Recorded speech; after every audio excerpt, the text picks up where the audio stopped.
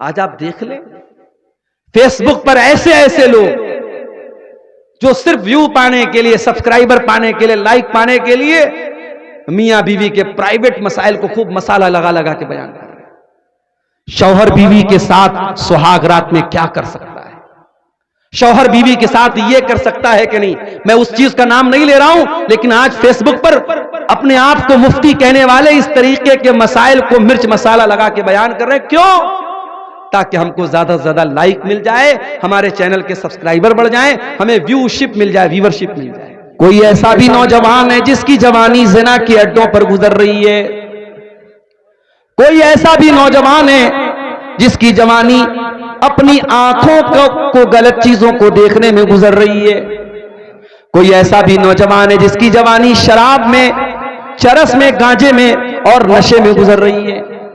कोई ऐसी भी नौजवान लड़की है जिसको अल्लाह ताला ने जवानी की नेमत भी दिया है, खूबसूरत भी बनाया है, और वो अपनी खूबसूरती का गलत इस्तेमाल कर रही है, वो ज़िनाकारी के रास्ते पर जा रही है, वो बदकारी के रास्ते पर जा रही है। कान खोल करके सुन लो मेरे नौजवान भाइयों, मेरी नौजवान बहनों, मेरे प्यारे नौजवान साथियों, इस जवानी की नेमत का अल्लाह ताला हम सबसे हिसाब अलग से लेगा। सारी जिंदगी का हिसाब तो होगा, अलग से क़यामत के दिन जवानी का हिसाब हमें अलग से देना पड़ेगा। अल्लाह के प्यारे नबी फरमाते हैं, ला तज़ूलु क़दमा इब्ने आदम मिन इंदि रब्बिही यौमल क़ियामा। क़यामत के दिन कोई इंसान अपनी जगह से हिल नहीं पाएगा जब तक वो 5 सवालों का जवाब न दे दे। अन उम्रिही फीमा अफना। मेरे बंदे, मैंने तुझको 50 साल की, 60 साल की, 70 साल की तुझको जिंदगी दी थी, तूने अपनी जिंदगी को कहां गुजारा? तूने अपना जीवन कहां गुजारा? तेरी 60 साल की जिंदगी कहां गुजरी? तू हिसाब दे। दूसरा सवाल, वन शबाबिही फीमा अबला। मेरे बंदे, तूने अपनी जवानी को कहां गुजारा? जो 20 साल से लेकर के 40 साल का दौर था, जो ताकत का दौर था, जो एनर्जी का दौर था, मेरे बंदे तूने जवानी के दौर को कहां गुजारा? और तीसरा सवाल, वन मालिही मिन ऐन कसबहू। तूने माल कहां से कमाया? बिजनेस करके कमाया, नौकरी करके कमाया, मजदूरी करके कमाया, जुआ के जरिए कमाया, सट्टे के जरिए कमाया, ड्रीम 11 के ऊपर तूने गेम खेल के कमाया? तूने किस तरीके से पैसा कमाया? तू अपनी कमाई का हिसाब दे। और चौथा सवाल, वफीमा अनफकहू। तूने माल कहां खर्च किया? और 5वां सवाल, वमाजा अमिला फीमा अलिमा। तूने जो इल्म हासिल किया, तूने कुरान और सुन्नत के बारे में जो सुना, जो जाना, जलसों में गया, तकरीरों में गया, खुतबे जुमा में सुना, तूने जो भी इल्म हासिल किया, उस इल्म के ऊपर तूने अमल कितना किया? तुझे इसका हिसाब देना पड़ेगा। माफ करना मेरे भाई, 5 सवाल हैं ये कयामत के दिन। ये आपके सीमांचल के रहने वाले एक बड़े ही कॉमन और बड़े ही आम आदमी, जिसके पास कोई पढ़ाई लिखाई भी नहीं है, कोई डिग्री भी नहीं है, उसको भी इस सवाल का जवाब देना है। और दिल्ली और मुंबई जैसे बड़े बड़े शहरों में रहने वाला और पढ़ा लिखा और कॉलेजों में और यूनिवर्सिटियों में पढ़ा हुआ इंसान, उसको भी इन 5 सवालों का जवाब देना है। किसी की गर्दन कयामत के दिन बच नहीं सकती इन 5 सवाल का जवाब दिए। और इसमें जो 5वां सवाल होगा, वमाजा अमीला फीमा अलिमा। तूने जो इल्म हासिल किया, उस इल्म के ऊपर तूने अमल कितना किया? ये सीमांचल के लोगों को इस सवाल का जवाब ज्यादा देना पड़ेगा। अक्टूबर का महीना शुरू हो चुका है, आधा के करीब खत्म भी हो चुका है, नवंबर बाकी है, दिसंबर बाकी है। मैं तो बनारस में रहने वाला, मुलाजमत के साथ, नौकरी के साथ जुड़ा हुआ इंसान हूं, लेकिन हमारे जो बंगला वक्ता आते हैं, मैं उनसे पूछता हूं, वो बताते हैं, मौलाना एक दिन भी हमारी डायरी खाली नहीं है। अक्टूबर के पूरे महीने में उनके प्रोग्राम, नवंबर के पूरे महीने में उनके प्रोग्राम, दिसंबर के पूरे महीने में उनके प्रोग्राम। पूछो कहां प्रोग्राम हो रहे हैं? कहेंगे सीमांचल में, किशनगंज में प्रोग्राम हो रहे हैं, अररिया में प्रोग्राम हो रहे हैं, फारबिसगंज में प्रोग्राम हो रहे हैं, पूर्णिया में प्रोग्राम हो रहे हैं, कटिहार में प्रोग्राम हो रहे हैं।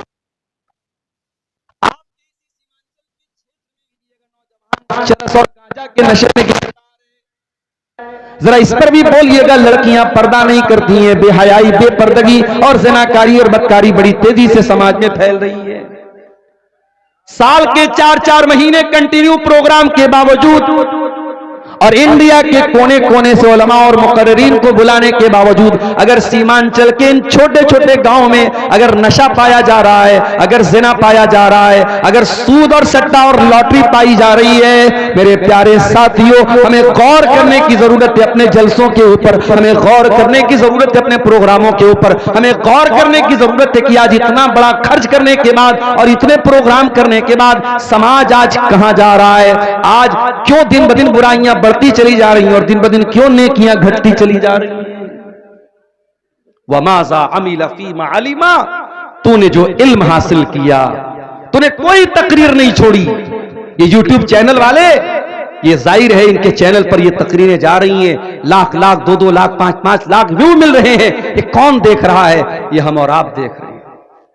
यानी तकरीरें सुनने वालों की भी कमी नहीं है, तकरीरें बयान करने वालों की भी कमी नहीं है। इल्म बयान हो रहा है, इल्म आम हो रहा है। अगर कमी है मेरे भाइयों तो उसके ऊपर अमल की कमी है। मेरे प्यारे साथियों, इन जलसों में आने के बावजूद अगर आप बेनमाजी के बेनमाजी रह गए, अगर गांजा और चरस पीने वाला अगर अपने गांजा और चरस को न छोड़ सका, शराब पीने वाला अगर अपने शराब को न छोड़ सका, पर्दा न करने वाली लड़की बेपर्दा ही रह गई, ज़िनाकारी और बदकारी में जो नौजवान मुलव्विस है वो अपने गलत काम से बाज ना आया। मेरे प्यारे नौजवान भाई और बहनों, कल कयामत के दिन इस सवाल का तुम क्या जवाब दोगे, जरा मुझे बता दो। वमाजा अमिला फीमा अलिमा, अल्लाह पूछेगा मेरे बंदे, तू जलसों में जाया करता था, तूने मौलाना अब्दुल गफ्फार का कोई जलसा न छोड़ा, तूने बंगला मुकर्रिरीन का कोई प्रोग्राम न छोड़ा, तूने उर्दू की तकरीरें भी सुनी, तूने बंगला की तकरीरें भी सुनी, तेरे मोबाइल का यूट्यूब की हिस्ट्री बता रही है तूने बहुत सारी तकरीरें सुनी। वमाजा अमिला फीमा अलिमा, तूने जो इल्म हासिल किया उस इल्म के ऊपर तूने अमल कितना किया? इस सवाल का जवाब हम क्या देंगे? नौजवानी, ये मेरे साथियों बहुत बड़ी नेमत है। और ये बात याद रखो, जो चीज जितनी कीमती होती है इंसान उसकी उतनी ज्यादा कद्र करता है।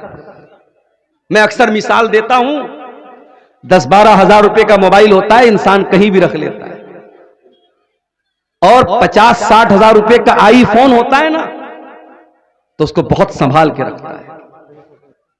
अभी मेरी वाइफ के पास आईफोन है, मैं नहीं यूज करता, मैं सफर में रहता हूं। एक बार बिहार के ही एक सफर में ट्रेन में मेरा मोबाइल चोरी हो गया, मैंने तब से कान पकड़ लिए, मैं महंगा मोबाइल मैं नहीं इस्तेमाल करूंगा, नॉर्मल मोबाइल इस्तेमाल करता हूं 10-12 हजार का। वाइफ के पास हमारे आईफोन है, उनको शौक था, मैंने दिला दिया। उसका चार्जर काम करना बंद कर देता है मोबाइल का, आईफोन का।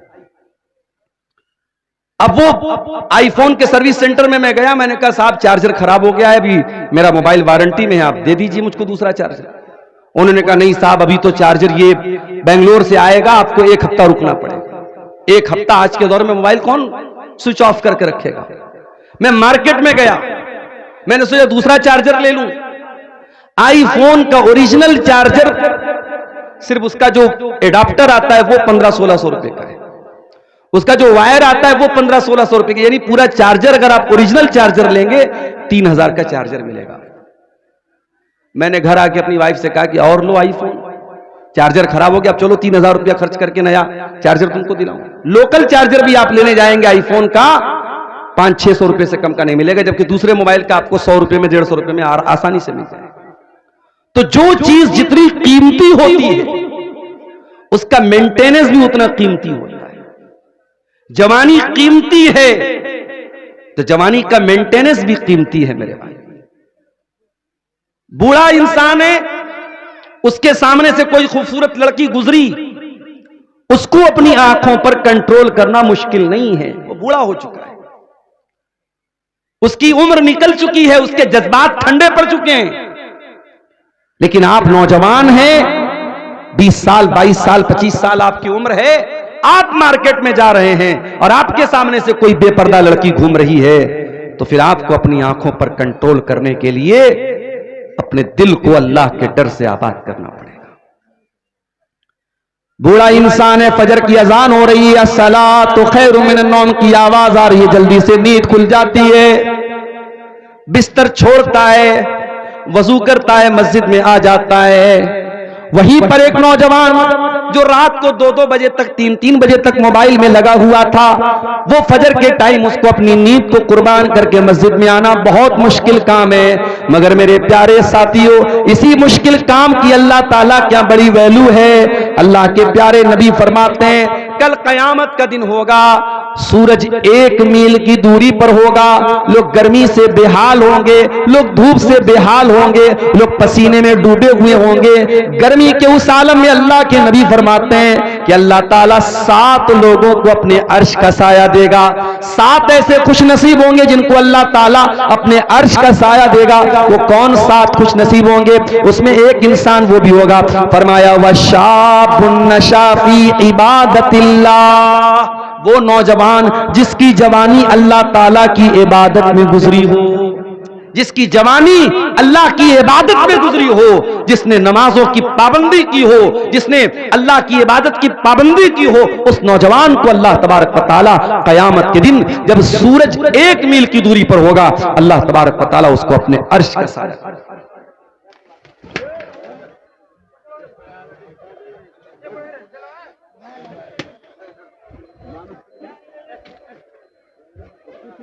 कोई बात नहीं, पीछे वो बैलून वगैरह लगे हुए हैं, वही फूट गए होंगे, कोई मसला नहीं, छोड़िए। तो मेरे भाइयों, जवान इंसान का इबादत में अपने आप को लगाना ये आसान काम नहीं है, मुश्किल काम है। और इस मुश्किल काम को करने का सवाब क्या है? अल्लाह के प्यारे नबी फरमाते हैं वशाबुन नशा फी इबादतिल्लाह, वो नौजवान जिसकी जवानी अल्लाह की इबादत में गुजरी। आज हमारा नौजवान कहां जा रहा है? आज मस्जिदों में जाकर के आप देख लें, जलसा हो रहा है, प्रोग्राम हो रहा है। फजर की नमाज में आप इसी इलाके की मस्जिद में जाकर के देख लें, आपको बहुत कम नौजवान मिलेंगे जो फजर की नमाज जमात के साथ पढ़ते हैं। अभी मेरे पास एक लड़के का फोन आया, झारखंड का रहने वाला लड़का, मेडिकल की तैयारी कर रहा है कोटा के अंदर। हम जानते हैं कोटा, बस कीजिए, अब थोड़ा शांति बनाए रखिए ना, डिस्टर्ब मत कीजिए। कोटा राजस्थान का एक बड़ा मशहूर शहर है, मेडिकल की तैयारी होती है वहां, पूरे इंडिया से लड़के लड़कियां वहां जाके मेडिकल की तैयारी करते हैं। मेरे पास फोन आया, लड़का रहने वाला कहां का है? झारखंड का, पाकुड़ का। कल शाम की बात बता रहा हूं आपको, मैं इलाहाबाद में था, बनारस से 100 किलोमीटर दूर। उसका फोन आया मेरे पास, उसने कहा मौलाना साहब एक बात आपसे कहनी है। मैंने कहा बताइए क्या बात है? उसने कहा मौलाना साहब मैं कोटा में मेडिकल की तैयारी करने आया हूं। मैंने 6 महीना पहले एक लड़की को देखा, वो लड़की सर से पैर तक नकाब में रह करके मेडिकल की तालीम हासिल कर रही थी। मैं बहुत खुश हुआ, चलो इस बेहयाई के दौर में हमारी कोई मुसलमान बहन है जो पर्दे के अंदर रह करके डॉक्टरी की तालीम हासिल कर रही है, मेडिकल की तालीम हासिल कर रही है। मौलाना साहब, उसी लड़की को 6 महीना पहले मैंने मुकम्मल नकाब में और पर्दे में मेडिकल की तालीम हासिल करते हुए और कोचिंग करते हुए देखा था। और अब जो बात मैं आपको बता रहा हूं, वो लड़का मुझसे फोन पर कहता है मौलाना मैं ये बात इस जज्बे के साथ कह रहा हूं कि मेरा दिल खून के आंसू रो रहा है। मैं रोते हुए ये बात आपसे कह रहा हूं मौलाना साहब कि वो लड़की जो 6 महीना पहले इस कोटा शहर के अंदर मुकम्मल पर्दे में आई थी, आज वो लड़की अपने पर्दे को उतार करके, अपने नकाब को उतार करके शलवार और कमीज पहने हुए और सर पे दुपट्टा भी है, यानी मालूम हो रहा है कि मुसलमान है। और वो गैर मुस्लिम लड़कों के साथ, उनके साथ घूम रही है, फिर रही है, उनके साथ होटलों में रातें भी गुजार रही है, उनके साथ बदकारियां भी कर रही है। ये मंजर देख करके मौलाना साहब मेरा दिल खून के आंसू हो रहा है। किस तरीके से जो घर से जो लड़की नकाब में निकली थी और यहां आने के बाद भी जो नकाब में रहा करती थी, कितनी खूबसूरती के साथ आज उस लड़की को इतना बेहया और बेगैरत बना दिया गया कि वो मुशरिकों के साथ, वो अल्लाह को न मानने वालों के साथ, वो बुतों के आगे सजदा करने वालों के साथ, वो शर्मगाह की इबादत करने वालों के साथ रंगरलियां मना रही है। मौलाना साहब हमारी गैरत कहां मर गई? वो नौजवान रो रहा है और फोन पर मुझको ये मामला बता रहा है और कह रहा है कि आप मुझे बताइए कि मैं क्या करूं। मैंने कहा मेरे भाई, जो बात तुम मुझे बता रहे हो ये कोई नई बात नहीं है। तुमने एक मिसाल देखी है, इस तरीके की सैकड़ों मिसालें हर शहर में आज मौजूद है। कोई मुसलमानों की बस्ती और मुसलमानों का इलाका खाली नहीं है जहां ये वबा और ये जरासीम जहां न पहुंच चुके होंगे। कल तक दिल्ली से खबरें आती थी, मुंबई से, कलकत्ता से खबरें आती थी, मुसलमान लड़की गैर मुस्लिम के साथ भाग गई, काफिर हो गई, मुर्तद हो गई। अब कटिहार से भी खबरें आना शुरू हो गई हैं, अब पूर्णिया और किशनगंज से भी हालात और वाकयात मिलने लगे, अब बनारस और मऊ से भी वाकयात मिलने लगे, अब छोटे छोटे शहरों से भी ये वाकयात मिलने लगे। आज मुसलमान लड़कियां गैर मुस्लिमों के साथ बाकायदा मुर्तद हो रही हैं, इस्लाम को छोड़ रही हैं और उनके मजहब में दाखिल। मेरे प्यारे भाइयों, इस्लामी तारीख में ऐसा दौर कभी नहीं देखा गया। इस्लाम इतना हकीर तो कभी न था, ईमान इतना सस्ता तो कभी न था कि किसी के आई लव यू बोल देने पर एक लड़की अपने ईमान को कुर्बान कर दे, किसी के मोहब्बत के दो मीठे बोल सुन करके एक लड़की अपने इस्लाम को छोड़ दे। ये दौर आज हम बदनसीबों को देखना पड़ रहा है। मेरे प्यारे भाइयों, हमने तो तारीख में पढ़ा था जब सलाउद्दीन अय्यूबी रहमतुल्लाह अलैह अपने फौजियों के साथ जब यहूदियों का मुकाबला कर रहे थे, जब बैतुल मुकद्दस को यहूदियों के कब्जे से और सलीबियों के कब्जे से वो छुड़ा रहे थे, तो एक ऐसा दौर भी आया था कि यहूदियों ने अपनी लड़कियों को भेजा था और उन लड़कियों ने मुसलमान फौजियों को बाकायदा ऑफर किया था, अपने कपड़े को उतार करके अपने जिस्म को बढ़ाना करके उन मुसलमान फौजियों का ईमान खरीदने की कोशिश की थी। मगर सलाउद्दीन अय्यूबी रहमतुल्लाह अलैह के वो फौजी उन लड़कियों के बढ़ाना जिस्म को देखने के बावजूद नहीं पिघले। उन्होंने कहा नहीं नहीं, ऐ यहूदी औरतों, हम तुम्हारे दामे फरेब में फंसने वाले नहीं हैं, हम तुम्हारे जाल में फंसने वाले नहीं हैं, हम तुम्हारे चक्कर में आने वाले नहीं हैं, हम अल्लाह के लिए और हम इस्लाम के लिए ये काम कर रहे हैं। और जब तक उन्होंने बैतुल मुकद्दस को यहूदियों के और सलीबियों के कब्जे से रिहा न कर लिया, तब तक उन्हें चैन की नींद ना आई। हमने तो वो दौर देखा था मेरे भाई। हमारी तारीख तो ऐसी रही है कि हजरत सुमैया रजी अल्लाह ताला अन्हा अपने जवान बेटे के सामने और अपने शौहर के सामने जब उनको जंजीरों में जकड़ दिया गया और अबू जहल ने धमकी दी कि ऐ सुमैया, सुमैया कोई जवान औरत नहीं है, 50-55 साल की बुरी औरत है। अबू जहल कहता है सुमैया, अगर तूने मोहम्मद का दीन नहीं छोड़ा, तूने इस्लाम नहीं छोड़ा, हम तेरे जवान बेटे के सामने तुझे बरहना कर देंगे, तुझे नंगा कर देंगे, तेरे बदन के कपड़े छीन लेंगे। सुमैया रजी अल्लाह ताला अन्हा मुसलमान थी, औरत थी, एक माँ भी थी। एक माँ के लिए इससे बढ़ के शर्म की और गैरत की बात क्या होगी, उसके जवान बेटे के सामने माँ को नंगा कर दिया जाए। मगर सुमैया, तेरे ईमान का क्या कहना, तेरी इस्तिकामत का क्या कहना, तेरे दीन का क्या कहना। सुमैया ने अपने जवान बेटे के सामने नंगा हो जाना गवारा कर लिया मेरे प्यारे साथियों। मगर सुमैया ने ईमान से कॉम्प्रोमाइज नहीं किया, इस्लाम से कॉम्प्रोमाइज नहीं किया। चश्मे फलक ने वो मंजर भी देखा, सुमैया के बदन से कपड़े उतार लिए गए, सुमैया को नंगा कर दिया गया, जवान बेटे के सामने उसकी मां को नंगा कर दिया गया। बेटे ने अपनी आंखों को झुका लिया, मां बेचारी आंखें बंद करके इस जिल्लत को सह रही है और इस पर भी अबू जहल ने बस न किया और बर्छी उठा करके उसने बरहना करने के बाद हजरत सुमैया की शर्मगाह के ऊपर बर्छी मार करके उनको शहीद कर दिया। ओ लोगों, इस्लाम की राह में पहला खून बहाने वाली अगर कोई खातून है, जाओ मैं आपकी जनरल नॉलेज में इजाफा कर देता हूं कि इस्लाम के लिए पहली शहादत हासिल करने वाली अगर कोई खातून है, उनका नाम हजरत सुमैया बिन्त खय्यात है, जो अम्मार की मां है, जो यासिर की बीवी है। ओ लोगों, हमने तो वो इतिहास देखा था, हमने तो वो तारीख देखी थी। आज हम तारीख के कौन से दौर में आ गए कि आज मुसलमान लड़की अपने ईमान को छोड़ करके एक मुशरिक के साथ रंग रलियां मना रही है, इस्लाम को छोड़ रही है, ईमान को छोड़ रही है, दीन को छोड़ रही है। क्या हमें नहीं मालूम? इस्लाम से बड़ी मेरे भाइयों कोई नेमत नहीं है, इस्लाम से बड़ी कोई नेमत नहीं है। हम फकीरों के पास दुनिया में कुछ न हो, रहने को ढंग का मकान न हो, खाने को ढंग का खाना न हो, पीने को पानी न हो, रहने को छत न हो, अगर हमारे पास ईमान है, कल कयामत के दिन अल्लाह पूछेगा क्या लेके आए? अल्लाह पूछेगा मेरे बंदे तू दुनिया में तो बड़ी गुर्बत के साथ रहा करता था, एक झोपड़ी में झुग्गी में रहा करता था, तेरे पास ज्यादा दौलत भी न थी, तेरे घर में अच्छे खाने भी न बना करते थे, तूने बड़ी परेशानियों की जिंदगी गुजारी है। बंदा कहेगा अल्लाह मैंने सारी परेशानी तो उठा ली, तेरी तौहीद को कभी न खोया, अय अल्लाह तेरे दीन को कभी न खोया। वला तमूतुन्न इल्ला व अंतुम मुस्लिमून पर अल्लाह मैं अमल करता रहा, अय अल्लाह मैंने मरते दम तक इस्लाम की हिफाजत की और इस्लाम को लेकर के आज मैं आया हूं। अय अल्लाह मैंने दुनिया में कभी शिर्क न किया, कभी कुफ्र न किया। जब वो बंदा ईमान को लेकर के जाएगा अल्लाह तबारक व तआला उसे जन्नत में दाखिल करेगा। और एक दूसरा इंसान आएगा जो बहुत दौलत लेकर के और बहुत पैसा लेकर के आएगा, जमीन भर के सोना लेकर के आएगा। अल्लाह पूछेगा क्या तू ईमान लेकर के आया? बंदा कहेगा अल्लाह मेरे पास ईमान की दौलत नहीं है, मैं इस्लाम नहीं लाया, मैं काफिर हो गया, मैं मुशरिक हो गया, मैं मुर्तद हो गया।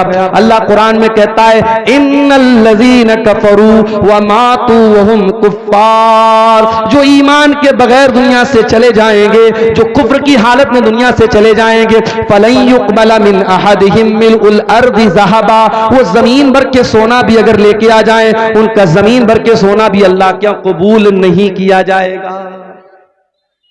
आज के नौजवान को तो मालूम ही नहीं है इस्लाम किसको कहते हैं, तौहीद किसको कहते हैं। क्रिसमस आता है, ये बेचारा सोशल मीडिया पर अपने आप को भाईचारा दिखाने के लिए ये लिखता है मैरी क्रिसमस। कोई गैर मुस्लिम का त्योहार आता है, ये शुभकामनाएं देता है, ये शिर्क और कुफ्र के कामों पर मुबारकबाद देता है। मेरे प्यारे साथियों, शराबी शराब पीता है, गलत काम करता है, जिनाकार जिना करता है, गलत काम करता है, नशा करने वाला नशा करता है, गलत काम करता है, चोरी करने वाला चोरी करता है, गलत काम करता है। मगर शिर्क से बड़ा कोई पाप नहीं है, शिर्क से बड़ा कोई गुनाह नहीं है। अल्लाह की धरती पर रहकर, अल्लाह का दिया हुआ खाकर, अल्लाह की ऑक्सीजन में सांस लेकर, अल्लाह की जमीन में रह करके इंसान जब अल्लाह के साथ शिर्क करता है, इतना बड़ा पाप है, अल्लाह इस पाप को कभी माफ नहीं करेगा।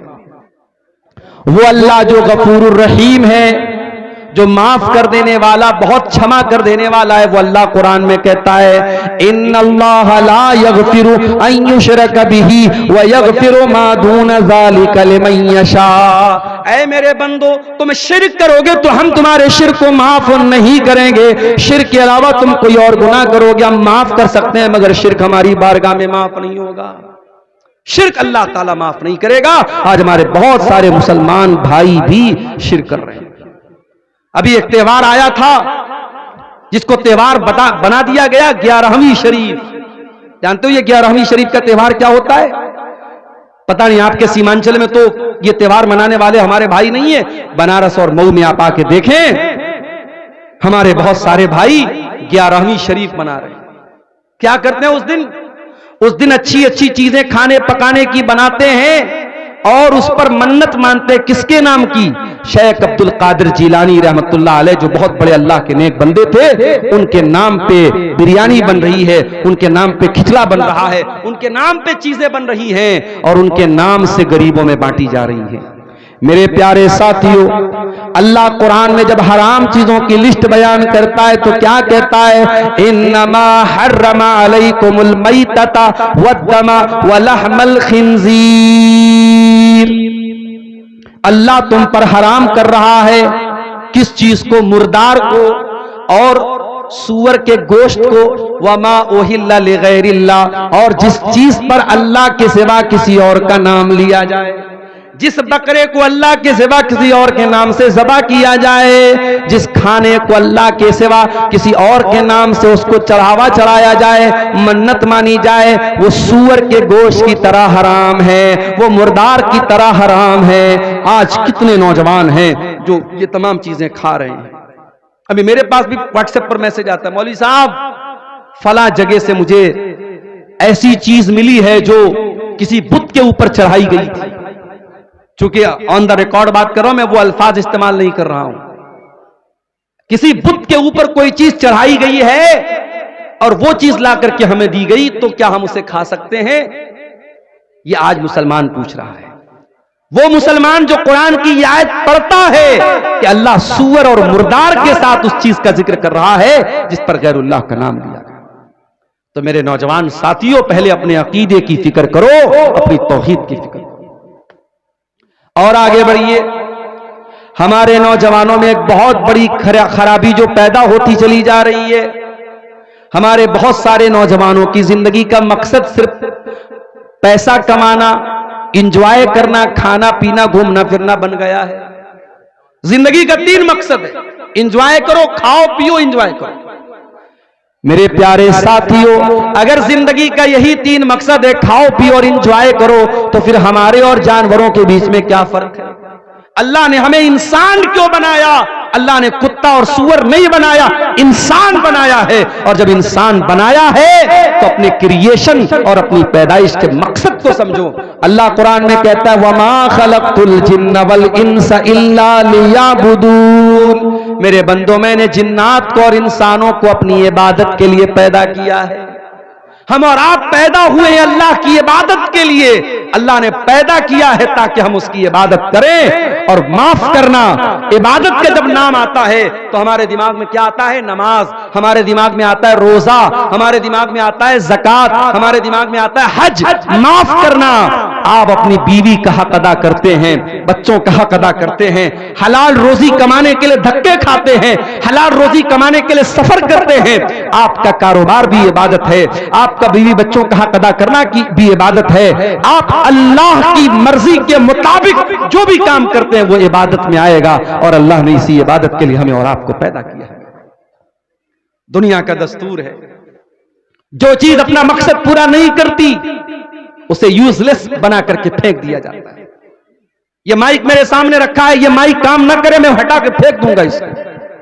ये सामने कैमरे लगे हुए हैं, कि अगर ये कैमरा काम करना बंद कर दे, मोबाइल डेड हो जाए, तो बिला वजह कोई इसको स्टैंड में लगा के सामने नहीं रखेगा। भाई अब कैमरा काम नहीं कर रहा है, डेड हो गया, फोन डिस्चार्ज हो गया, फौरन हटा के खत्म कर देगा।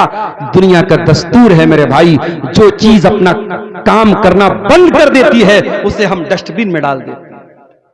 मेरे प्यारे साथियों, अल्लाह तबारक व तआला ने हमको अपनी इबादत के लिए पैदा किया है। अगर ये मकसद हम पूरा नहीं करते हैं तो हम भी यूजलेस हो जाएंगे, हम भी बेकार हो जाएंगे। और आज हम बेकार हो चुके हैं। आज जिसका जी चाहता है हमें आंखें दिखाता है। अभी उत्तर प्रदेश का मामला हमारे सामने मौजूद है। जुल्म करने वाले भी वही हैं और हम मजलूम होने के बावजूद हमें को मारा भी जा रहा है, हमें को सजा भी दी जा रही है। ये हालात क्यों पैदा हो गए मेरे प्यारे साथियों? आज जालिम मजलूम ही को सजा भी दी जा रही है, मजलूम ही के खिलाफ सारी FIR भी दर्ज की जा रही है और मजलूम ही को जेल के अंदर भरा जा रहा है और मजलूम ही के घर के ऊपर बुलडोजर चलाया जा रहा है। ये नाइंसाफी और ये बेईमानी मेरे प्यारे साथियों, ये हमें सोचने पर मजबूर करती है कि हम कहां खड़े हैं, हमारा ईमान कहां है, हमारी जिंदगी का मकसद क्या है, हमारी जिंदगी का मकसद क्या है?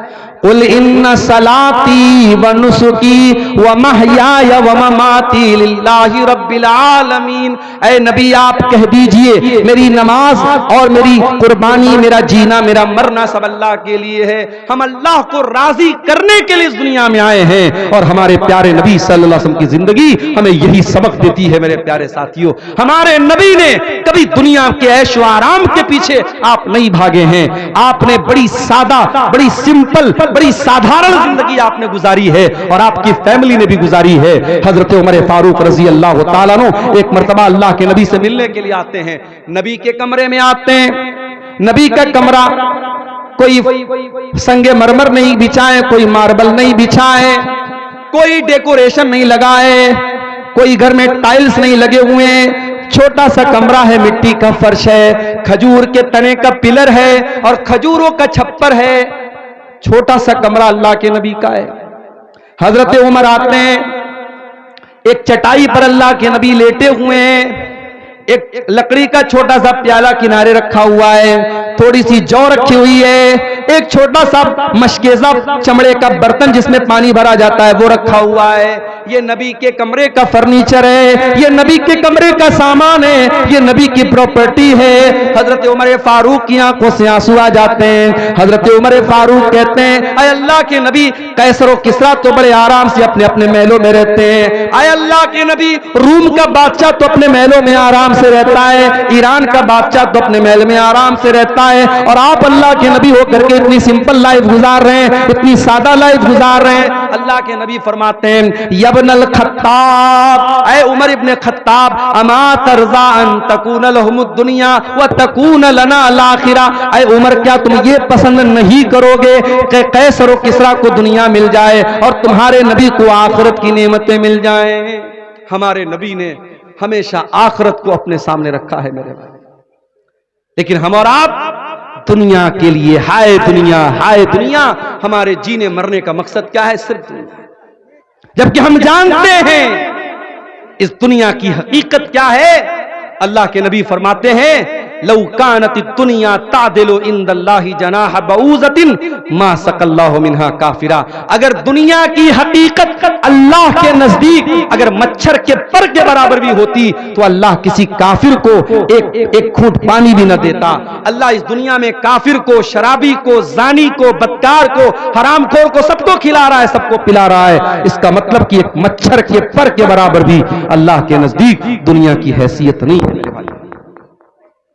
और आगे बढ़िए, यही वो दुनिया है जिसको कमाने के लिए आज हमारा नौजवान हराम रास्ते अपना रहा है, लॉटरी खरीद रहा है, जबकि उसको मालूम है कि उसके मजहब में लॉटरी हराम है। सूद खा रहा है, जबकि उसको पता है कि मेरे मजहब में सूद इतना बड़ा गुनाह है। अल्लाह के नबी फरमाते हैं कि सूद के 70 से ज्यादा दर्जे हैं, जिसमें सबसे हल्का दर्जा यह है, अय्यन की हर रजुल उम्महू, के इंसान अपनी सगी मां के साथ जिना करे। सगी मां के साथ जिना करने से बड़ा गुनाह है सूद खाना। हमारा नौजवान आज सूद खा रहा है। मेरे पास इसी बिहार से, मधुबनी साइड से फोन आया एक नौजवान लड़के का जो अपनी बहन का इलाज कराने के लिए परेशान है। उसने कहा, मौलाना साहब मेरी बहन बहुत बीमार है, इलाज कराना चाहता हूं, कुछ मदद कर दीजिए। मैंने कहा, मेरे भाई मैं तो तुम्हारे गांव में गया हूं, बड़े पैसे वाले लोग हैं तुम्हारे गांव में, तो अपने गांव के किसी आदमी से कहो कर्जा ले लो, मदद मांग लो, कर्जा ले लो। उसने कहा, मौलाना साहब मेरे गांव में बहुत मुसलमान पैसे वाले हैं, मुझको कर्जा भी देने को तैयार हैं, मगर मैं कर्जा लेने को तैयार नहीं। मैंने कहा, क्यों? उसने कहा, वो कर्जा जो मुझको देंगे, अगर 1 लाख देंगे तो उनको 1,10,000 चाहिए, वो 1 लाख देंगे तो उनको 1,20,000 चाहिए, वो कर्जा देंगे तो ब्याज पर देंगे, सूद पर देंगे, और मैं सूद देना नहीं चाहता। ये हालात आज मुसलमान कौम के हैं, जिनके मजहब में यह सिखाया गया कि कर्जा के ऊपर कोई प्रॉफिट नहीं कमा सकते। अगर आप किसी को 100 रुपया कर्जा देते हैं और ये तय करके देते हैं कि वो 100 का 110 देगा, हराम है, वो 10 रुपया ब्याज है, सूद है, इंटरेस्ट है। अगर आप किसी को 100 रुपया कर्जा देते हैं और ये तय करके देते हैं कि वो 100 रुपया कर्जा आपको लौटाएगा और साथ में आपको चाय पिलाएगा, तो वो चाय भी आपके लिए। क्या हो रहा है भाई, काहे डिस्टर्ब कर रहे हो? फोड़ दो ना सारे गुब्बारे एक साथ फोड़ दो भाई, बार बार क्यों डिस्टर्ब हो रहा है? अगर 100 रुपया आपने किसी को कर्जा दिया और उस 100 रुपये के कर्जे पर अगर आपने सामने वाले से चाय भी अगर मांग ली तो ये चाय भी आपके लिए हराम है। मसला नोट करो, कर्जे पर आप प्रॉफिट नहीं कमा सकते। प्रॉफिट कमाना है, बिजनेस करो, पार्टनरशिप करो, पैसा लगा के।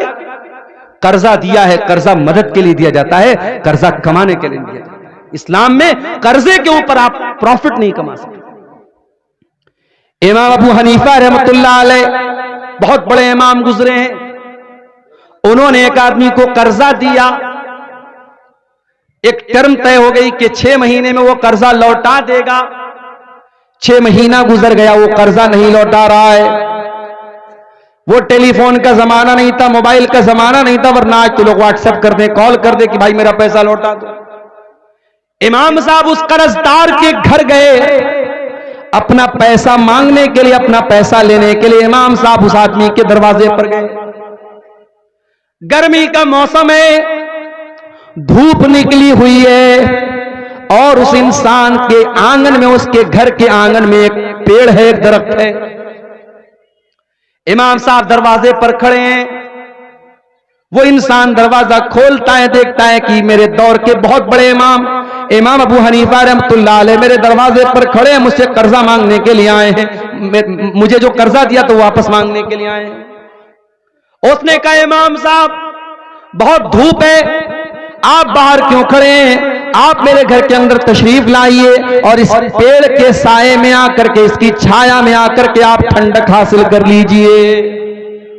ओ लोगों, तुम तो हलाल और हराम की परवाह भी नहीं करते, तुम तो सूद और ब्याज की परवाह भी नहीं करते, तुम्हारे असलाफ कैसे थे जरा गौर करो। इमाम अबू हनीफा रहमतुल्लाह अलैह जवाब देते हैं कि ऐ मेरे भाई, मैंने तुमको कर्जा दिया है और मैं अपना कर्जा वापस मांगने आया हूं। अगर मैं तुम्हारे घर के आंगन में लगे इस पेड़ की छाया भी हासिल कर लूंगा तो मुझे डर है इस बात का कि कहीं ये भी इंटरेस्ट में शामिल न हो जाए, कहीं ये भी ब्याज में शामिल न हो जाए। मुझे इस बात का डर है कि मैं चूंकि तुमको कर्जा दिया है, ऐसे आया होता, मेहमान के तौर पे आया होता, तुम्हारे घर बैठ के एक गिलास पानी भी पी लेता, मगर मैं कर्जा मांगने आया हूं, अपना कर्जा वापस मांगने आया हूं। और अगर आज मैं तुम्हारे पेड़ के नीचे मैंने छाया हासिल कर ली तो मुझे इस बात का डर है कि कहीं ये भी हराम न हो जाए, ये भी सूद में शामिल न हो जाए। मेरे प्यारे साथियों, इस्लाम इस कदर सेंसिटिव दीन है। इस्लाम हमें एक दूसरे की मदद करना सिखाता है, एक दूसरे की मजबूरी से फायदा उठाने की तालीम इस्लाम नहीं देता। इतना बड़ा सीमांचल का इलाका है, बड़ी बड़ी संस्थाएं आपने बनाई हैं, क्यों नहीं आपने एक छोटा सा बैतुल माल बनाया?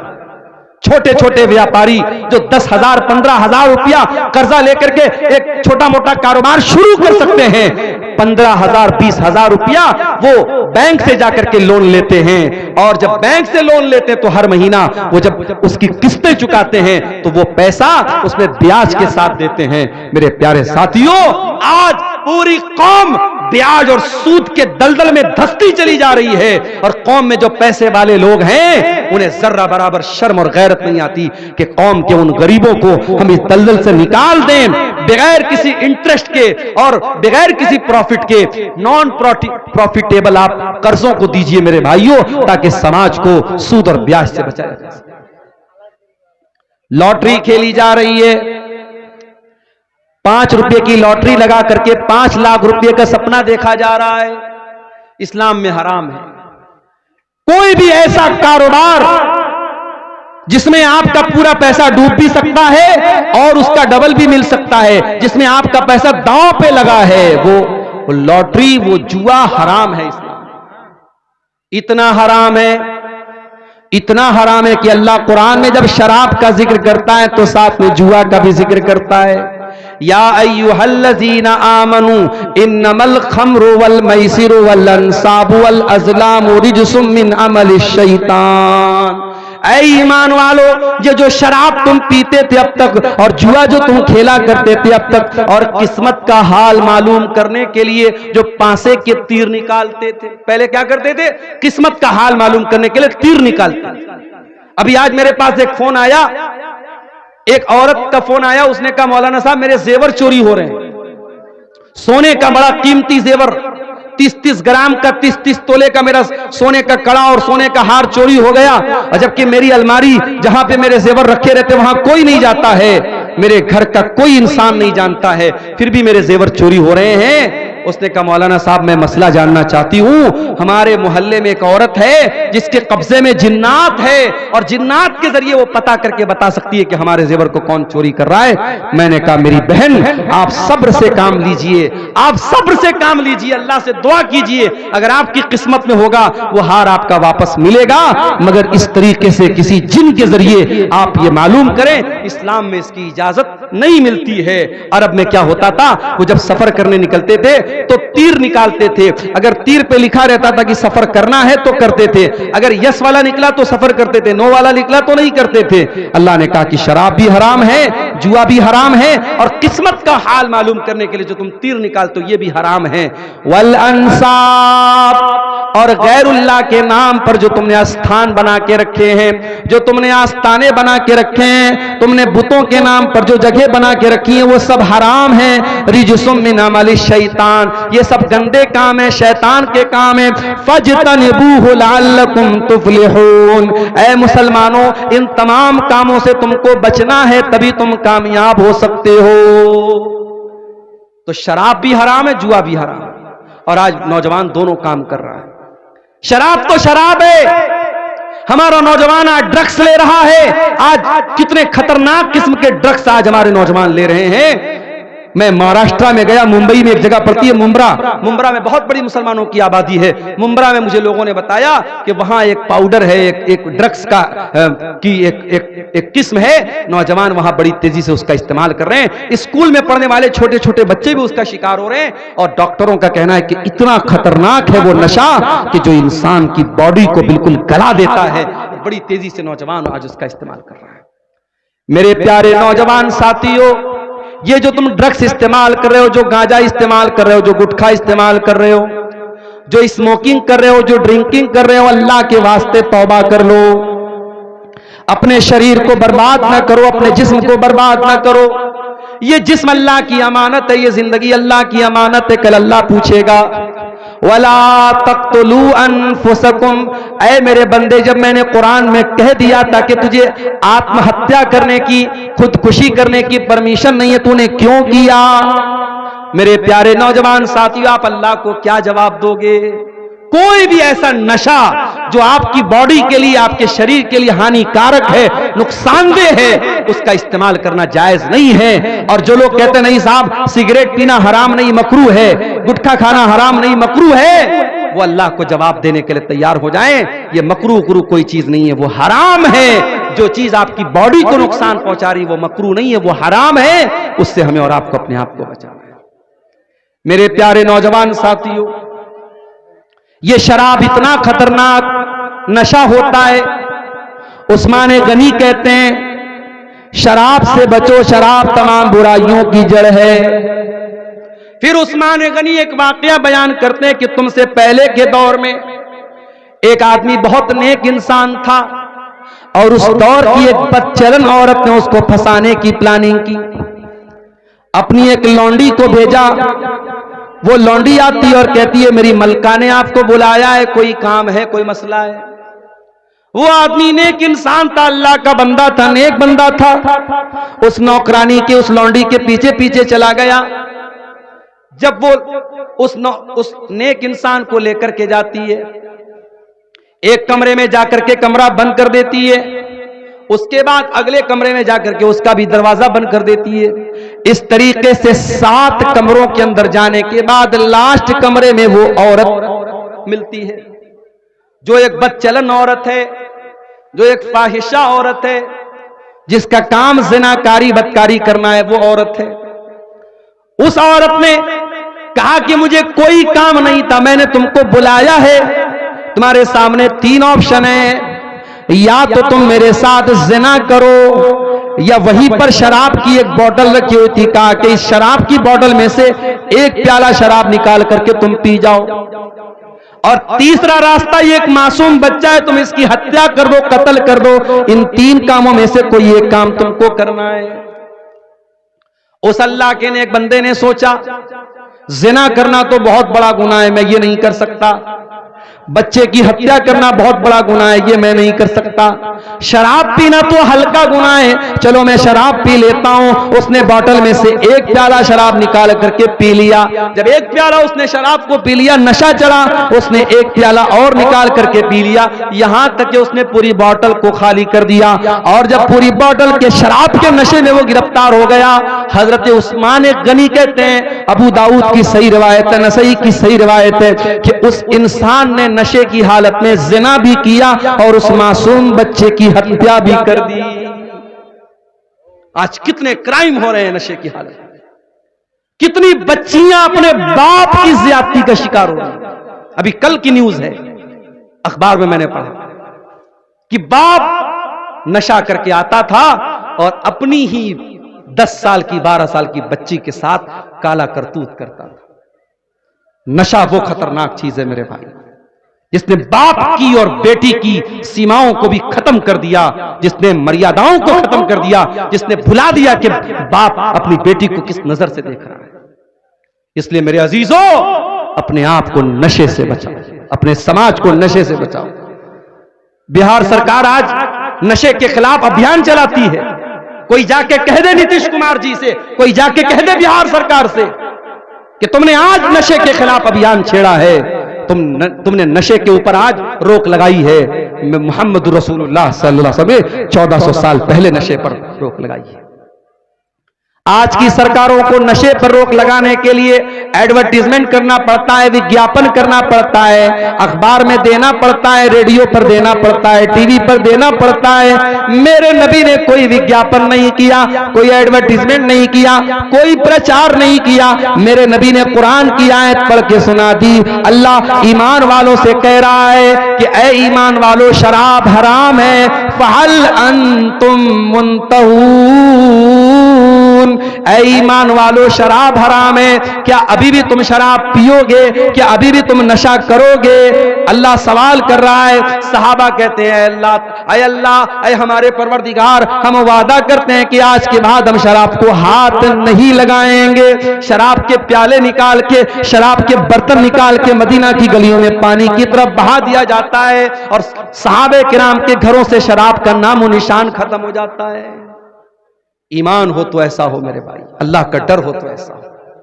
यहां तो गुटखे की पैकेट पर बाकायदा तस्वीर बनी है फेफड़े की, और इंग्लिश में और हिंदी में लिखा हुआ है टोबैको कॉजेस कैंसर, तंबाकू से कैंसर होता है। और गुटखा बनाने वाली कंपनी बना भी रही है, बेचने वाला बेच भी रहा है, खाने वाला खा भी रहा है, और उस पर लिखा हुआ है कि साहब तंबाकू से कैंसर होता है, किसी को कोई फर्क नहीं पड़ता है। इस्लाम ऐसा दीन नहीं है मेरे भाई। इस्लाम सिर्फ 5 टाइम की नमाज पढ़ने का नाम नहीं है, माफ कीजिएगा। इस्लाम आपकी तरबियत करता है।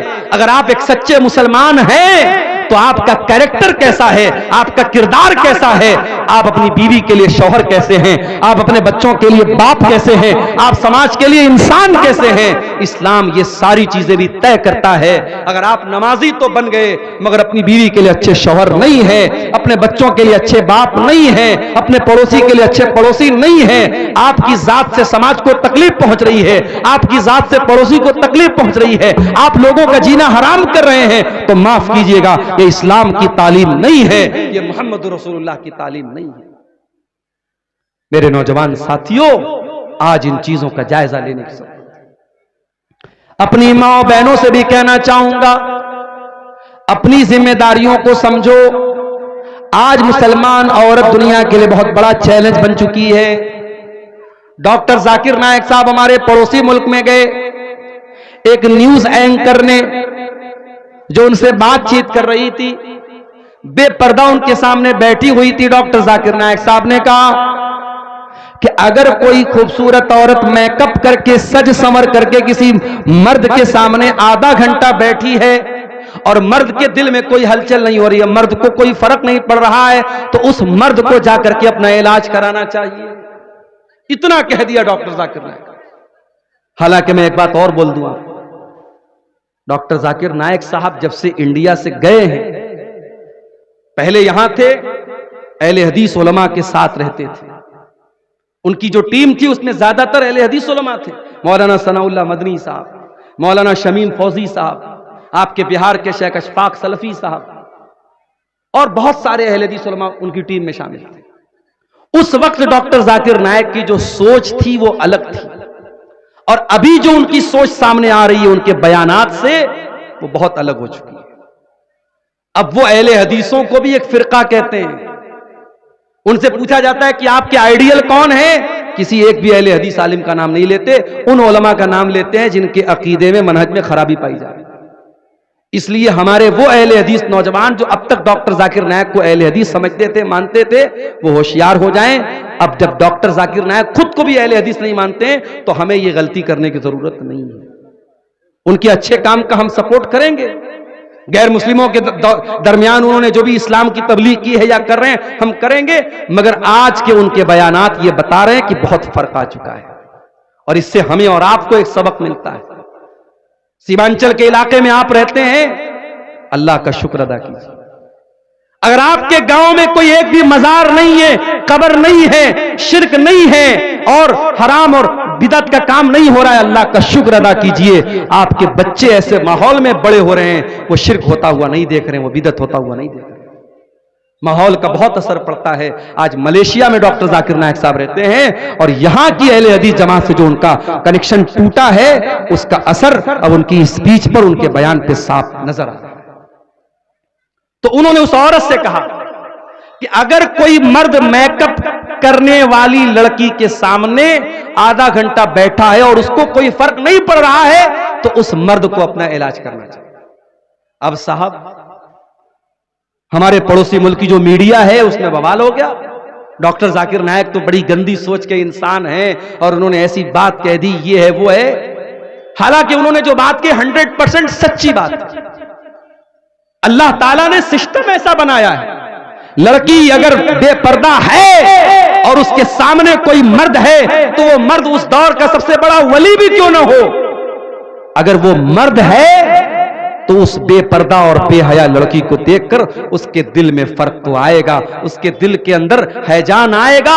और इसीलिए अल्लाह के नबी सल्लल्लाहु अलैहि वसल्लम फरमाते हैं कि जब कोई मर्द किसी औरत के साथ अकेले में होता है तो तीसरा शैतान होता है।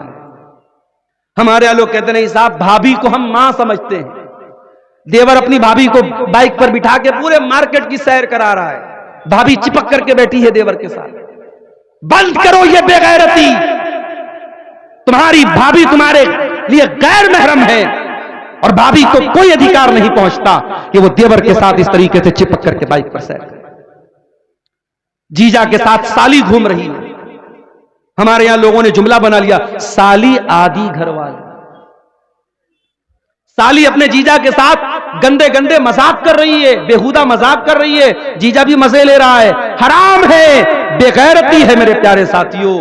जिस तरीके से आप अपने घर की जवान बेटियों को गांव के मोहल्ले के अजनबी लड़कों से दूर रखते हैं कि नहीं साहब, हमारी लड़की सियानी हो गई, जवान हो गई, ये लड़का अनजान लड़का है, मेरी लड़की का कोई महरम रिश्तेदार नहीं, उसको हम घर में आने नहीं देंगे।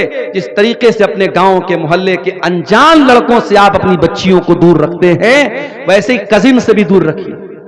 मामा का लड़का, मौसी का लड़का, चाचा का लड़का, ताया का लड़का, खाला का लड़का, ये सारे रिश्तेदार आपकी लड़की के लिए गैर महरम हैं।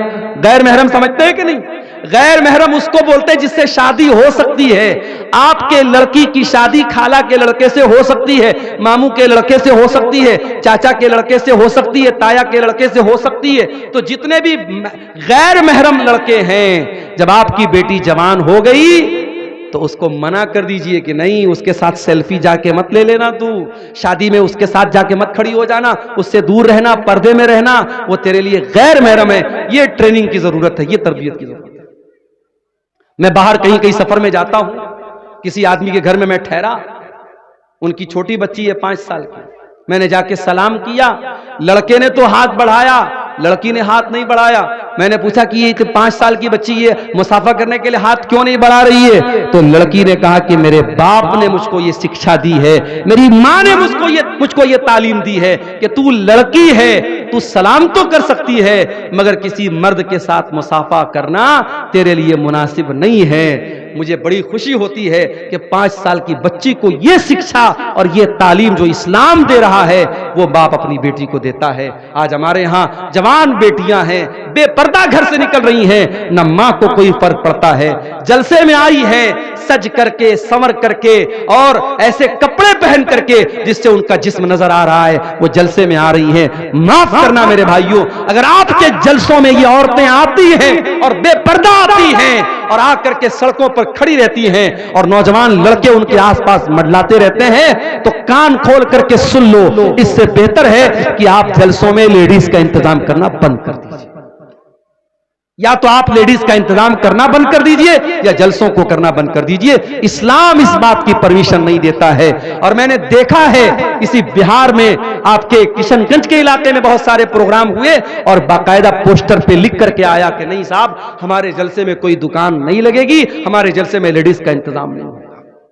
जलसा हो रहा है, कुरान पढ़ा जा रहा है, हदीस पढ़ी जा रही है, पिंडाल में कुरान पढ़ा जा रहा है, हदीस पढ़ी जा रही है, और सड़क पर जो है बेहयाई हो रही है और दुकानों पर बेहयाई हो रही है। इस्लाम इस बात की इजाजत नहीं देता है। बेगैरती को खत्म करो मेरे साथियों। अगर आज हमारे घरों की लड़कियां बेपर्दा हैं तो मुझे कहने की इजाजत दीजिए कि औरतों की बेपर्दगी के पीछे बहुत बड़ा रीजन और बहुत बड़ा सबब उनके घर के मर्दों की बेगैरती है। अकबर इलाहाबादी का शेर है ना, बेपर्दा नजर आई कल जो चंद बीबियां, अकबर जमी में गैरत कौमी से गड़ गया, पूछा जो उनसे आपका पर्दा वो क्या हुआ, कहने लगी कि अक्ल पे मर्दों के पड़ गया। आज औरतों का पर्दा मर्दों की अकल पर पड़ गया है मेरे प्यारे साथी। वो मर्द बेगैरत है जिसकी जवान बीवी, जवान बेटी, जवान बहन बेपर्दा होकर निकलती है और उसके माथे पर कोई बल नहीं पड़ता, उसके जिस्म पर और उसके दिल दिमाग पर कोई फर्क नहीं पड़ता। वो बेगैरत है। अल्लाह के प्यारे नबी फरमाते हैं, सलासतुन ला यंजुरुल्लाहु अज़्ज़ा व जल्ला इलैहिम यौमल क़ियामा।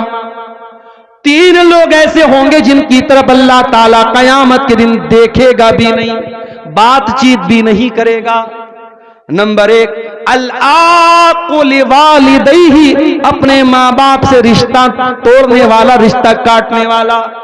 माँ बाप गलत हो सकते हैं, माँ बाप के फैसले गलत हो सकते हैं, माँ बाप की बातों से आपका दिल भी दुख सकता है, माँ बाप की कोई बात गलत भी हो सकती है, मगर आपको इस बात की परमिशन नहीं है कि आप अपने माँ बाप से अपना रिश्ता तोड़ लें और माँ बाप के साथ आप गलत सलूक करें। इस्लाम इस बात की इजाजत नहीं देता है।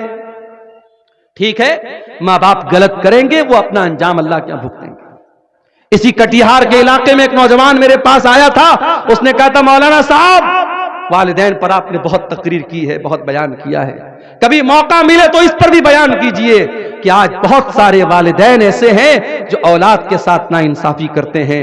एक बेटे को जमीन दे दी, जायदाद दे दी, पैसा दे दिया, एक बेटा बेचारा परेशान है और बाप उससे रिश्ता तोड़ के बैठा है। दो अलग अलग आंखों से बाप अपने बच्चों को देख रहा है, नाइंसाफी कर रहा है। कभी इस पर भी तकरीर कीजिएगा। और मुझे याद है मैंने फेसबुक पर उस वक्त एक तहरीर लिखी थी और मैंने लिखा था कि समाज में सिर्फ ऐसा ही केस नहीं मिलता है कि माँ बाप की आंखों में औलाद की वजह से आंसू आते हो, समाज में ऐसा केस भी मिलता है जब औलाद की आंखों में माँ बाप की वजह से आंसू आते हैं। लेकिन मेरे भाइयों, अगर माँ बाप गलत भी हैं, आपको रिश्ता तोड़ने की और रिश्ता काटने की इजाजत नहीं है। आप अपनी तरफ से भलाई करते रहिए, हुस्न सलूक करते रहिए। अल्लाह को लिवालिदैहि, अपने माँ बाप से रिश्ता तोड़ने वाला कयामत के दिन अल्लाह की नजर रहमत से दूर रहेगा। नंबर 2, वल मरअतुल मुतरज्जिला, मर्दों की कॉपी करने वाली औरत, जो मर्दों की नकल करती है वो औरत भी कयामत के दिन अल्लाह की नजर रहमत से दूर रहेगी। नंबर 3, वद्दयूस, और वो बेगैरत मर्द, अल्लज़ी युक़िर्रु फ़ी आलिहिल खुबुस, जिसके घर में बेहयाई हो रही है, जिसके घर में गंदा काम हो रहा है और उसको कोई फर्क नहीं पड़ रहा है, वो अपने घर में बेहयाई को होने दे रहा है, बेगैरती को होने दे रहा है। उस दयूस इंसान को भी अल्लाह ताला कयामत के दिन नहीं देखेगा। दयूस मत बनो मेरे भाइयों, दयूस मत बनाओ अपने परिवारों को, अपने घर की औरतों को इस्लामी पर्दे की तालीम दो, अपने घर में महरम और गैर महरम का फर्क रखो, और घर की औरतें जब घर से निकले तो इस बात का लिहाज रखो कि वो इस्लाम की शिक्षा और इस्लाम की तालीमात को फॉलो करते हुए घर से निकले। तो ये नौजवानों के अंदर ये बिगाड़ आज हम देख रहे हैं मेरे प्यारे साथ। और एक आखिरी चीज हम नौजवानों के अंदर ये चीज भी बड़ी तेजी से देख रहे हैं, और वो चीज क्या है? वो चीज है उलमा से दूर होना। कल तक जो काम हम उलमा से लेते थे वो आज हम मोबाइल से लेने लगे। कोई मसला पूछना है, गूगल पे टाइप कर दिया, यूट्यूब पे टाइप कर दिया, किसी ना किसी का जवाब तो मिल जाएगा। याद रखो मेरे प्यारे साथियों, उलमा को उनका हक आपको देना है। उलमा की जगह जाहिलों को नहीं बैठाना है। अगर आपने उलमा की जगह जाहिलों को बिठा दिया, आपके बड़े बड़े मुफ्ती जो हो जाएंगे वो जाहिल हो जाएंगे। उलमा के जाने के बाद और उलमा के खत्म हो जाने के बाद आपके गांव के जो सरपंच बनेंगे वो जाहिल होंगे। आपके फैसले जो करेंगे वो जाहिल होंगे। आपकी मस्जिद पर खुतबा देने वाले जाहिल होंगे। आपके मदरसों में शेखुल हदीस बन जाने वाले जाहिल हो जाएंगे, अगर आपने उलमा को उनका हक नहीं दिया। इसीलिए अल्लाह के नबी फरमाते हैं, बुखारी की रिवायत है, 100 नंबर की हदीस है बुखारी की, एक ऐसा जमाना भी तुम पर आने वाला है जब दुनिया से अल्लाह ताला इल्म को उठा लेगा, मगर इल्म को अचानक नहीं उठाएगा, बल्कि अल्लाह ताला उलमा को उठाएगा। और जब दुनिया से उलमा खत्म हो जाएंगे, इत्तखज़न्नासु रुऊसन जुहाला, लोग जाहिलों को अपना सरदार बना लेंगे, लोग जाहिलों को मुफ्ती बना लेंगे, जाहिलों से फतवा पूछेंगे। ये वो दौर है मेरे भाई। औरतें, लड़कियां साहब वो तकरीर कर रही हैं और बाकायदा प्राइवेट मसाइल, जो मियां बीवी के प्राइवेट मसाइल है, उन मसाइल पर एक औरत बयान कर रही है और यूट्यूब पर उसको 1 लाख व्यू मिल रहा है, 2 लाख व्यू मिल रहा है। मेरे प्यारे साथियों, व्यू की बुनियाद पर किसी को सही और गलत नहीं कहा जा सकता। जरूरी नहीं है कि कोई आलिम बहुत बड़ा आलिम है लेकिन फेसबुक और यूट्यूब पर उसको बहुत ज्यादा व्यू मिलते हो, और ऐसा भी जरूरी नहीं है कि जिसको व्यू मिलता हो तो वो सही हो। इसलिए हमें व्यू की बुनियाद पर और सब्सक्राइबर की बुनियाद पर और लाइक की बुनियाद पर हमें तय नहीं करना है। हमें यह देखना है कौन हकीकत में आलिम है, कौन हकीकत में उलमा है, कौन है जिन्होंने वाकई में कुरान और सुन्नत का इल्म हासिल किया है। हम उनसे दीन का मसला पूछेंगे, और जब मसला पूछेंगे तो सही मसला पूछेंगे, जिसकी वाकई में जरूरत हो। फालतू किस्म का मसला मत पूछो। जैसे इमाम अबू हनीफा रहमतुल्लाह अलैह के उस्ताद थे इमाम इब्राहिम नखई, उनके पास एक आदमी आया, उसने मसला पूछा, इमाम साहब इबलीस की बीवी का नाम क्या था? उन्होंने कहा मैं इबलीस की शादी में गया नहीं था। इबलीस की बीवी का नाम क्या था?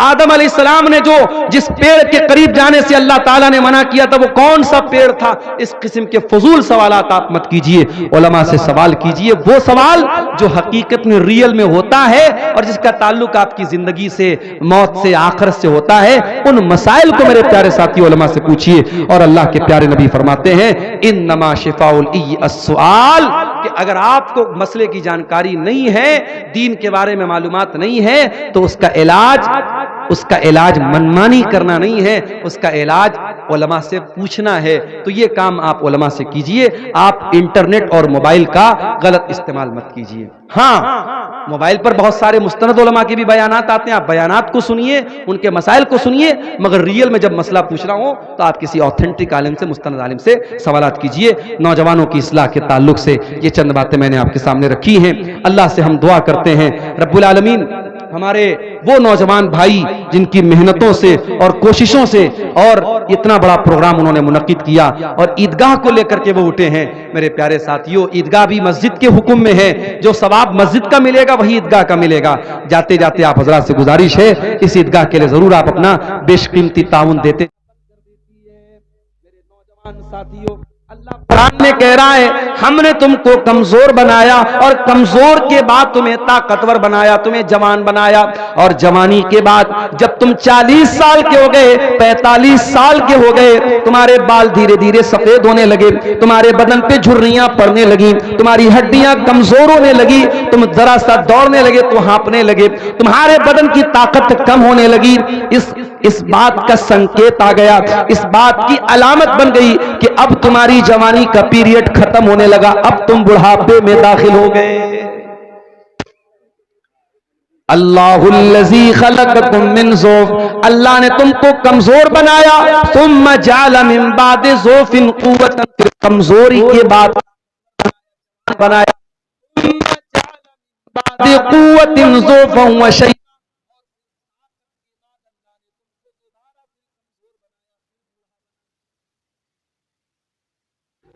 पता ये चला इंसान के जीवन में 3 दौर आते हैं, एक बचपन का दौर, एक जवानी का दौर, एक बुढ़ापे का दौर।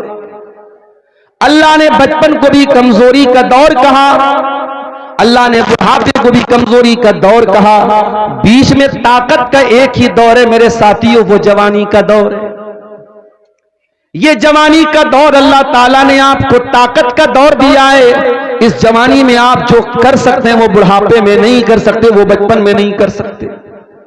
इस जवानी में आपके अंदर जो ताकत और जो एनर्जी है वो 50 साल के होने के बाद भी आपको नहीं मिलने वाली, और 10 साल के बच्चे के अंदर भी वो ताकत नहीं मिलने वाली।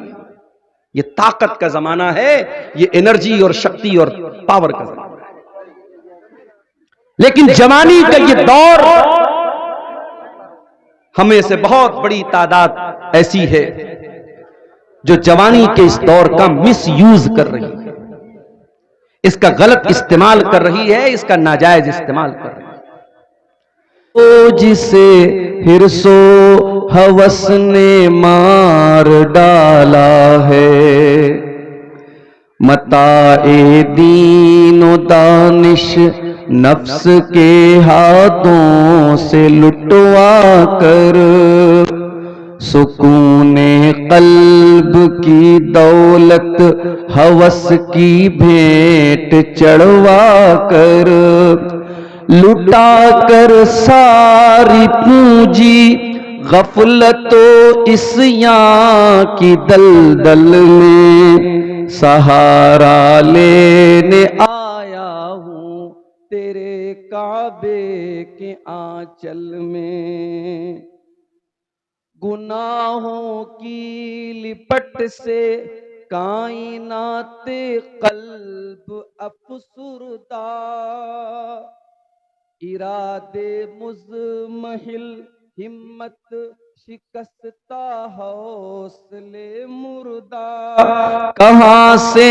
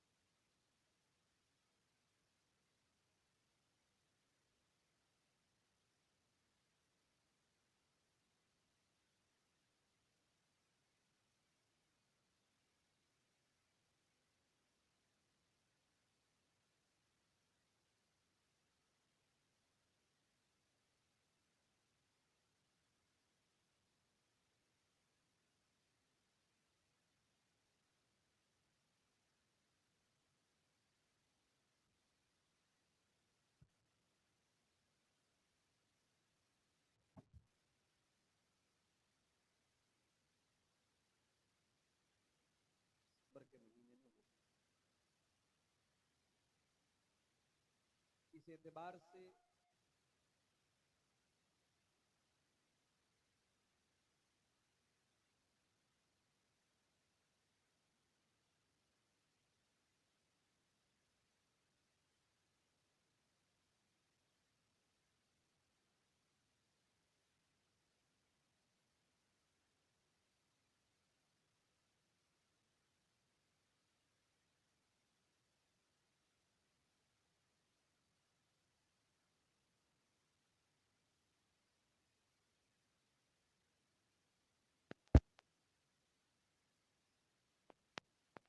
थोड़ी बहुत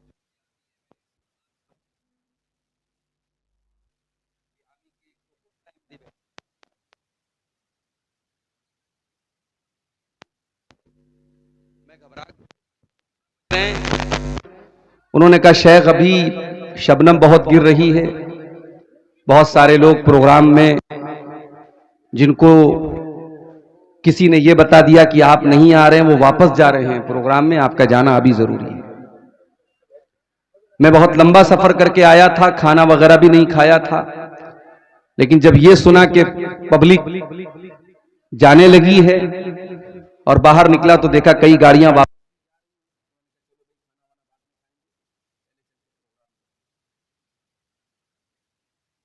लेकिन पिंडाल के नीचे अभी भी अल्लाह के फजल करम से हमारी माएँ बहनें भी बहुत अच्छी तादाद में मौजूद हैं और हमारे भाई और बुजुर्ग भी बहुत अच्छी तादाद में मौजूद हैं।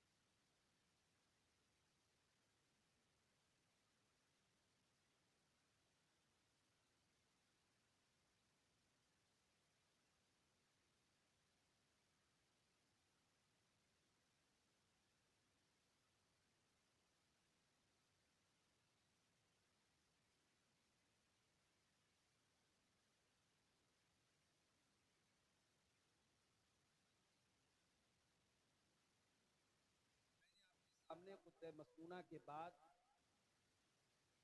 सूरह रूम की एक आयत पढ़ी।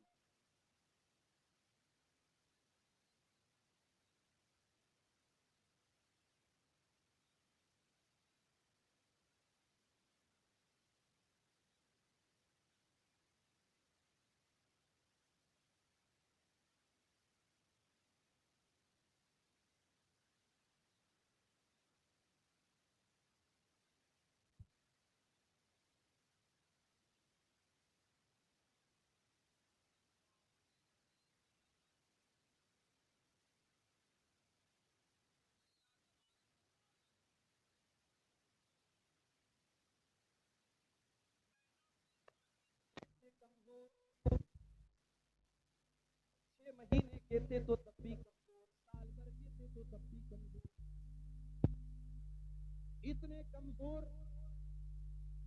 तुम्हें बात करना भी नहीं आता था, तुम खाना मांगते थे तो रोने लगते थे, पानी मांगते थे तो रोने लगते, बुखार आता था तो रोने लगते थे, पेट में दर्द होता था तब भी रोने लगते थे। 6 महीने का 1 साल का बच्चा अपने बाप को कहने का उसके पास एक ही मीडियम है वो रोने लगता है, इतना कमजोर है। धीरे धीरे वो बच्चा बड़ा होने लगता है और जैसे जैसे वो बड़ा होने लगता है वैसे वैसे ताकत आने लगती है, वो घुटनों के बल चलने लगता है, दीवार के सहारे खड़ा होने लगता है, चलने लगता है। फिर वो वक्त आता है कि माँ बाप की उंगली पकड़ के उसको चलाते हैं। फिर एक वक्त ऐसा आता है, वही लड़का वही लड़की जो माँ बाप की उंगली पकड़ के चला करता था, जब वो जवान हो जाता है, 15-16 साल का हो जाता है, 18 साल का लड़का या लड़की हो जाते हैं, जब वो जवान हो जाते हैं तो इतनी तेजी से जिंदगी की गाड़ी उनकी चलने लगती है कि फिर वो किसी के रोकने से भी नहीं रुकते। अल्लाह ने फरमाया, अल्लाहुल्लज़ी खलक़कुम मिन ज़ुअफ़िन सुम्मा जअल मिन बादि ज़ुअफ़िन क़ुव्वा। अल्लाह ने तुमको कमजोर बनाया और कमजोरी के बाद, बचपन के बाद फिर अल्लाह ने तुमको ताकतवर बनाया, जवान बनाया।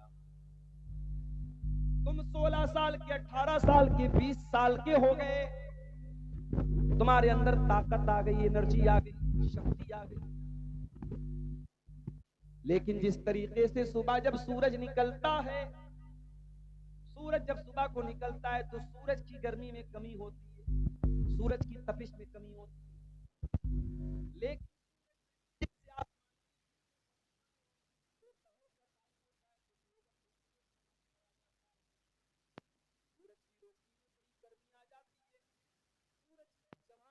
है सूरज